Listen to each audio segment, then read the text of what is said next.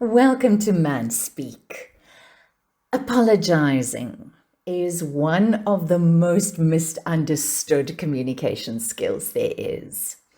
A lot of people avoid it because they think it diminishes them and that it makes them look weaker or that it hands authority to somebody else. Now, all of these assumptions are wrong. A well-handled apology does not reduce your authority. It actually demonstrates your emotional intelligence. You can factually be right and still cause damage. You can be correct on the point and careless with the delivery. An apology is not about rewriting the facts, it is about repairing the relationship, and that distinction matters quite a bit.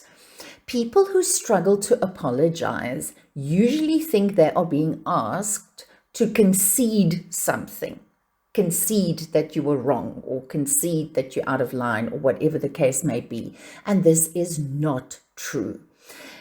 In fact, they are being asked to take responsibility for the impact.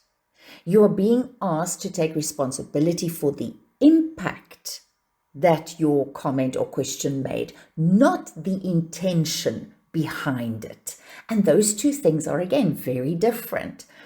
So here is something worth sitting with. Avoiding an apology costs more than giving one. It costs trust and it creates distance. And over time, it erodes your credibility. So now I want to talk about the words themselves.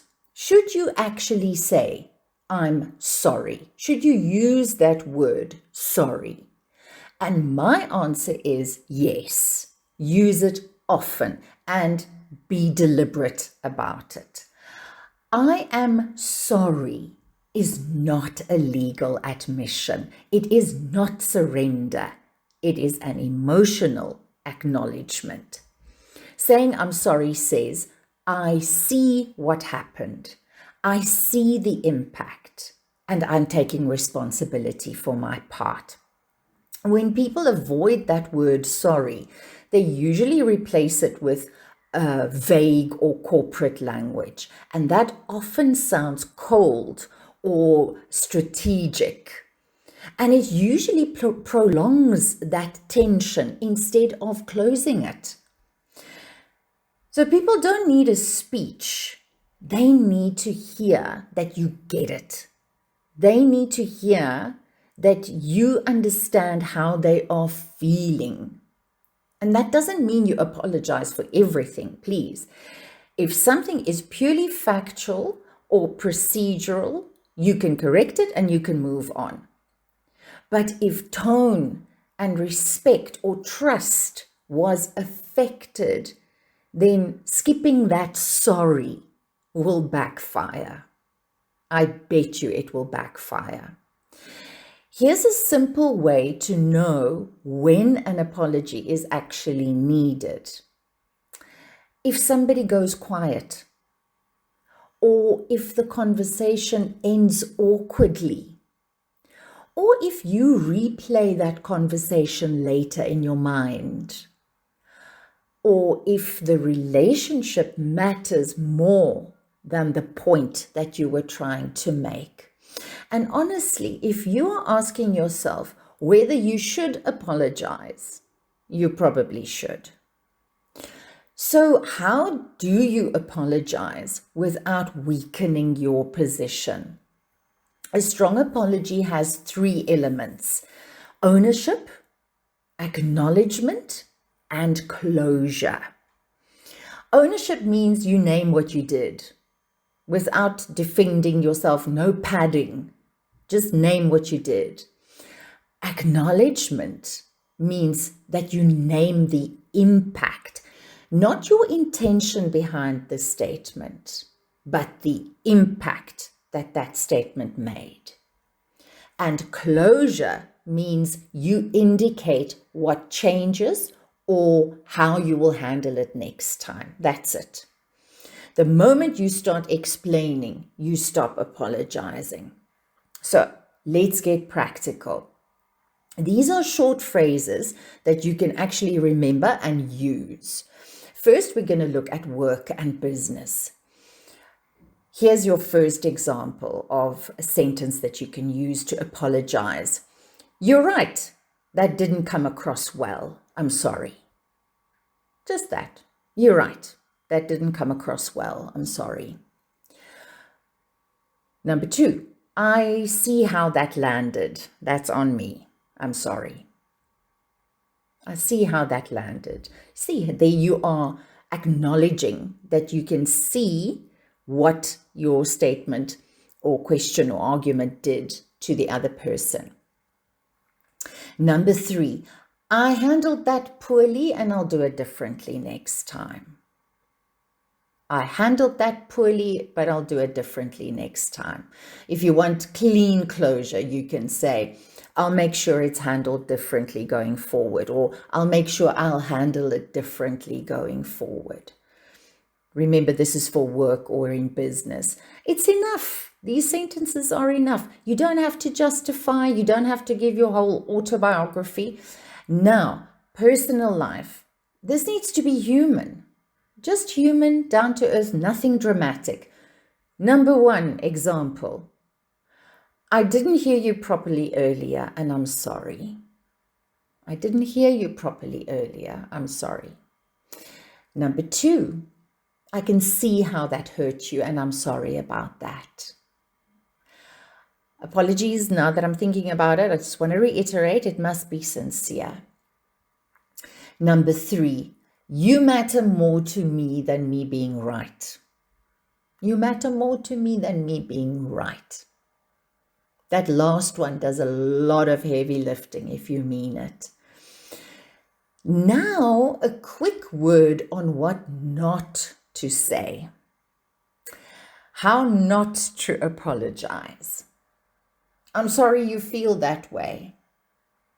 That's not good. I didn't mean it like that. That's not an apology. I didn't mean it like that. Or if you launch into, I was just trying to blah, blah, blah, whatever the rest may be. These are not apologies. They are explanations wearing apology clothing. If you are explaining, you are not apologizing. How do you know when the apology has done its job? You stop talking. The other person exhales and the conversation can move forward. You do not need forgiveness on the spot after apologizing. You don't need agreement. You need repair. And the repair is going to start with you and your sincere apology. There's also a quiet principle that runs through scripture that fits beautifully here. When you become aware that something is strained or fractured between you and someone else, you are encouraged to move first. You're not encouraged to concede, not to prove guilt, but to restore the peace. Repair is treated as a spiritual responsibility. It's not an ego exercise. Your words carry immense weight, and intentional speech restores that order where careless speech creates division.